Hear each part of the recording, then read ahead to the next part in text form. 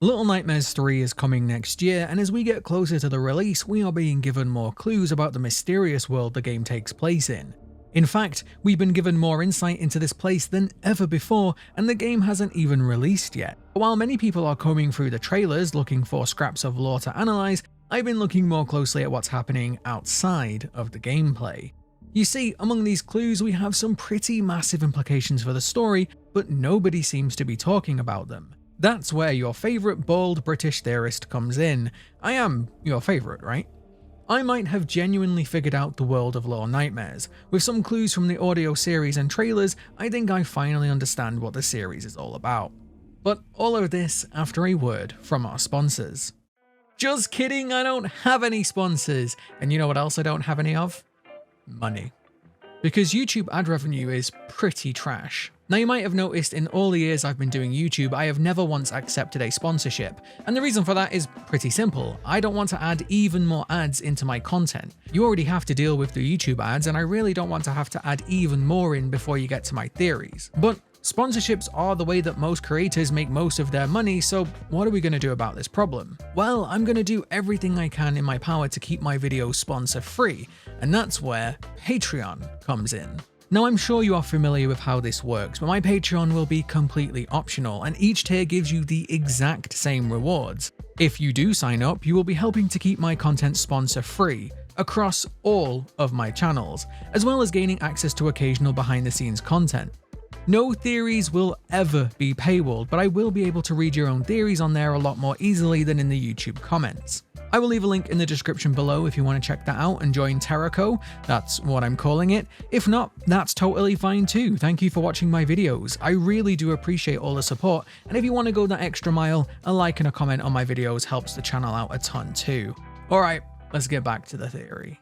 Little Nightmares 3 is going to introduce us to two brand new, maybe, characters, Low and Alone, and it's going to take place in a very specific part of the nowhere. That's the name of the nightmare world in which the games are set. The third game is going to take place somewhere known as the Spiral. Now this name has some pretty interesting implications that we'll come onto later, but this isn't the only new location that the third game has introduced. We've also been introduced to a place known as the Counties. This is a place we got some insight into the Sounds of Nightmares podcast, but we're also going to get more information about this place in the upcoming comic series. The Counties lies outside of the nowhere, and it's heavily implied to be our world, or at least a mirror of it. The name, the Counties, could be a reference to England, which is itself split up into different counties. You might even know two of them. Lancashire and Yorkshire were two that fought in the War of the Roses, at least one of the major inspirations for Game of Thrones. But this is even supported by the fact that both Noon and her counsellor Otto, the two main characters of the Sounds of Nightmares, have English accents. They're all eyes too. Yes, Americans, I said English and not British. It's time you learned the difference. But the Sounds of Nightmares has heavily hinted that children from the counties, and presumably other places in that world, travel to the nowhere in their nightmares. They are brought there by the mysterious ferryman, but while there, these children seem to be tempted by something to stay. This is what eventually happens to Noon. Ironically, she named herself Noon, which spells no one, which is exactly what she becomes at the end of the audio series. She's a nobody, another missing child, just another case file. Now this seems like something that the comic series is going to delve into further. One of the characters is a detective, and we can see that missing children is going to be a big theme. Now it doesn't take a genius to figure this one out. We know that at least some of these missing children were likely swallowed up by the nowhere, sinking further and further into their dreams until they were eventually taken for good. Not only is this an incredibly creepy plot, a nightmare world stealing children for who knows what reason, but this also explains why we can see several children in Little Nightmares who don't seem to be from this world. We now have a concrete reason why these children seem too small to fit in. That's because they don't. And this could even explain why the residents of this world react so aggressively to them. Even they understand that they don't belong here. But here is where we have to address the elephant in the room. So far, Little Nightmares 3 has been delving far more deeply into the lore of the series. We have seen more concrete evidence than we ever have before. Now, this could be worrying. If you didn't know, Little Nightmares 1 and 2 were developed by Tarsier Studio. They were the creative geniuses behind this series, but they eventually moved on to develop another game, a game which we now know is called Reanimal, a game that I am absolutely looking forward to. But Little Nightmares 3 was passed by its publisher, Bandai Namco, over to developer Supermassive Games. With this new developer and this new lore direction, we also got a trailer that looked very different to what we'd seen before. Now I know I was certainly a little worried, and honestly I still am. A change in developer is always a giant risk. But the more that I thought about it, the more these new additions to the lore started to fit in. A lot of these new things are not only additions to Little Nightmares 3, but they also tie into the previous games in a far more tangible way than I thought. But all of this stemmed from one major clue. One of the main locations we will visit in Little Nightmares 3 is the Candy Factory. Now we got a closer look at this area and the supervisor who runs it in the latest trailer. But I think that this place has some huge significance to the overall story. We can see that the Candy Factory is producing, well, candy. Now that isn't necessarily anything strange. We know that the residents of this world need to eat, and we've already seen that some of them are incredibly hungry, so sure. But one of the many pieces of candy we have seen this factory produce is something that we have seen before. These spiral-shaped lollipops. In Little Nightmares 2, we had a comic series that centered around 6 children. There was one that we affectionately named the Lollipop Kid. This young fellow carried around one of these sweets that we now see being produced. He even used it as a weapon at one point, and I theorized that we might have heard this boy in Little Nightmares 2. Think about it, if the teacher was smacking one of the porcelain children, then it would have shattered. But now we know exactly where this lollipop came from. Either this child visited the factory, or maybe a shop that sold them. Now you might think that this is just a callback, a reference to an object that exists in the universe and nothing more. However, I think there is a deeper meaning here, not only with this lollipop, but with the Candy Factory in general. We can actually see that Little Nightmares 3 is indirectly referencing past events. We see the giant baby that was a concept from Little Nightmares 2. We see mirrors are playing a big role. I have theorized that one of the new characters could be one of the comic book children from Little Nightmares 2, and now we see the source of this candy in the world too. But this isn't the only connection to the past games. Now that we know that children are coming to the nowhere from another world, all those children we've seen before start to make more sense. As I alluded to earlier, there definitely seems to be some sort of entity that lives in the nowhere. This is something that the Sounds of Nightmares audio series discusses, but I theorize that it is actually luring children to this world. Like in many fairy tales, children are often lured away to be eaten or killed. The Pied Piper tells of a tale of a man who lured children away with music, and Hansel and Gretel tells the story of children being lured to their deaths with candy. Now suddenly these children from the Little Nightmares 2 comic series make sense. These are all children that have been lured into the nowhere, missing children from the other world. But this also solves one of my old theories. I once made a theory about the detective in Little Nightmares 2. The concept art showed this character that is clearly some sort of detective or private investigator. I even theorized that he was investigating the missing children in the nowhere.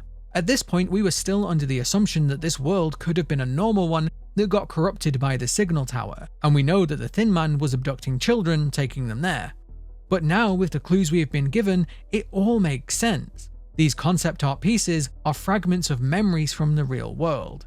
This investigation did happen, but it was more likely an investigation into all the missing children in the real world. Children that mysteriously vanished, never to be seen again. Just like Noon. But now you can probably see what I'm getting at. Some mysterious entity in this world is luring children to stay. Just like in Hansel and Gretel, it might be finding creative ways to do it, such as with candy. This entire factory might just be one of the ways this dark force makes the nowhere more tempting. Look at how many toys are littered around the nowhere. These clearly aren't being made for the children here. Kids in the nowhere are, well, you know, eaten and stuff. It seems more likely that these things are only here to tempt the children that dream of this place to stay. The toys on the first shelf were very old, but deeper shelves held the same toys I had back home, and deeper ones held exactly those I'd wished for. Suddenly, a staticky whisper said, "I'll play with you."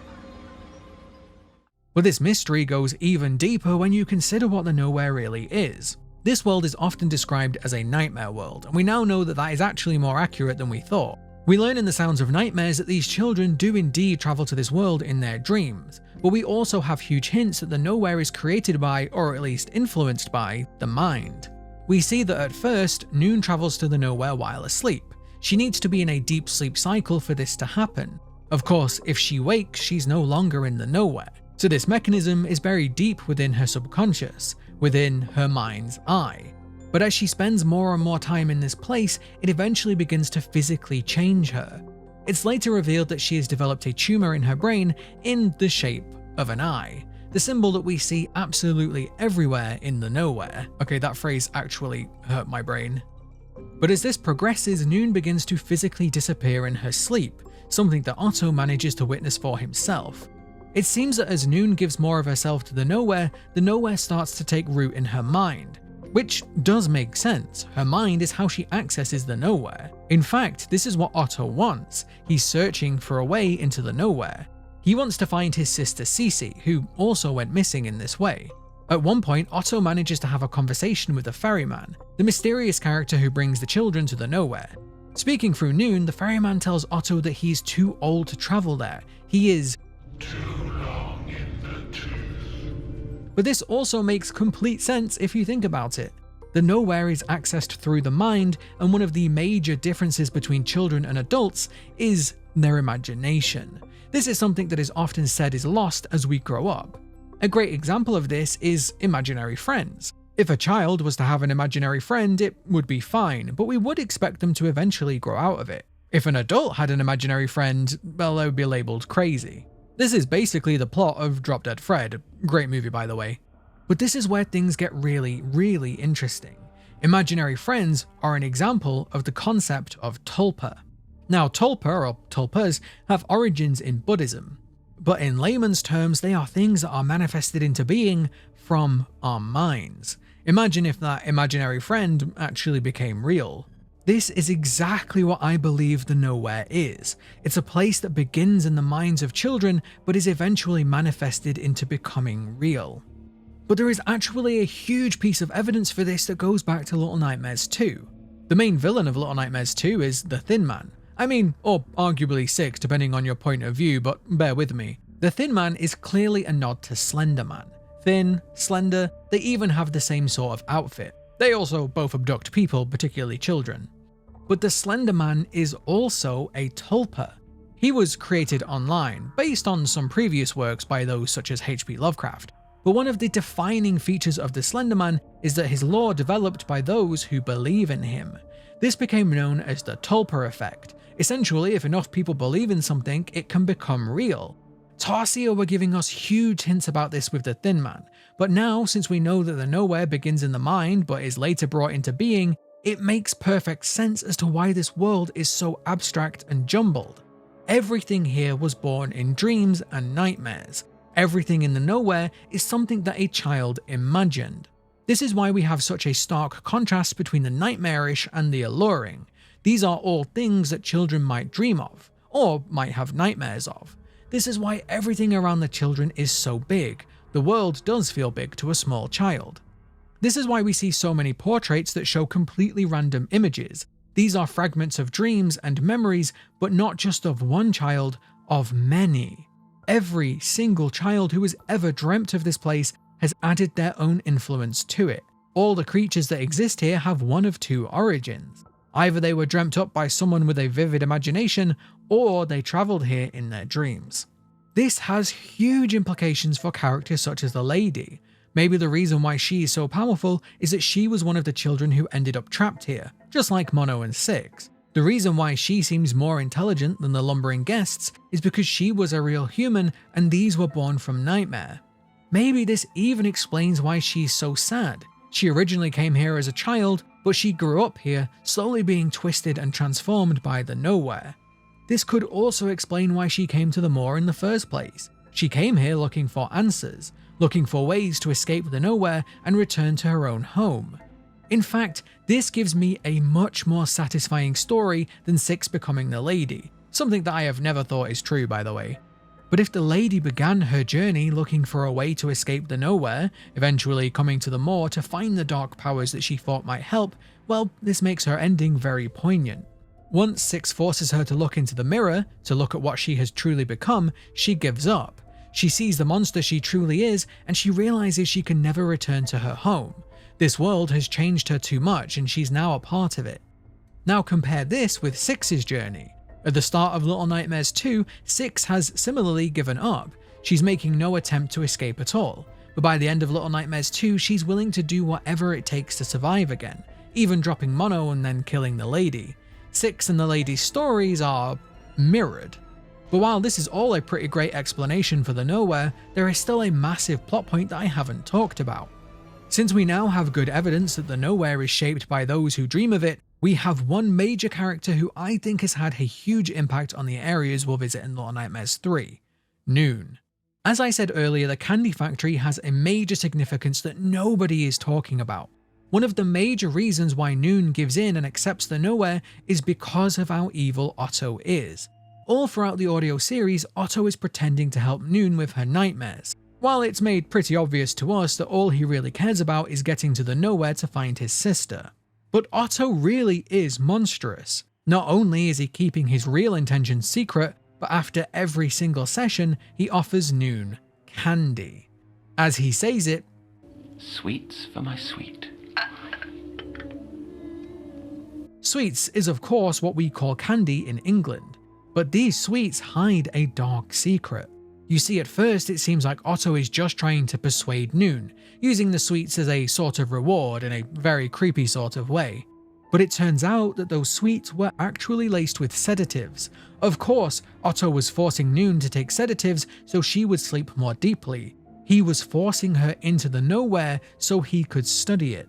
She came to him to try and stop her nightmares, but all he did was push her further and further into them. Now, since we know that the Nowhere is influenced by people's dreams, the Candy Factory suddenly takes on a darker meaning.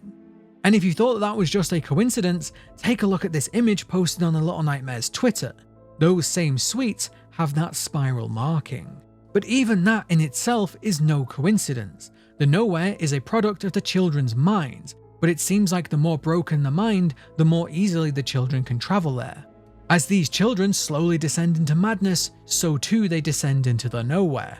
They quite literally spiral. The word spiral has often been used to describe a way in which our minds can slip out of control. We call this a downward spiral. Once again, those who travel to the Nowhere describe it as a sinking feeling. This is very similar to Alice in Wonderland. You have to be mad to travel there. But while that world is very ambiguous, we don't know how much is in Alice's mind and how much is actually real, the Nowhere is now much less so. What is perfectly clear is that the only people who would choose to stay in a world like this must be in some way crazy or desperate. All we need to figure out now is what entity is pulling them into it and why. I definitely think that the spiral we're going to visit in Little Nightmares 3 is going to be just that, a descent or spiral into madness. We can even see this from the trailers. At first the game seems sunny and a lot more bright than we're used to. But as we progress through the game, as we spiral, the game's going to become much more dark, much more dreary, and much more what we're used to. I think this is the best explanation for the world of Little Nightmares yet, and you know when the third game releases, I'll be looking for clues of Noon's influence. That being said, I'll be doing a playthrough over on the second channel before I delve into the madness that is Little Nightmares theories once again. It has been a long time since I've had new Little Nightmares content to theorize over, and I for one can't wait. If you like playthroughs though, maybe give that channel a sub. Thank you very much for watching, and I will see you on the next Tericho Theory.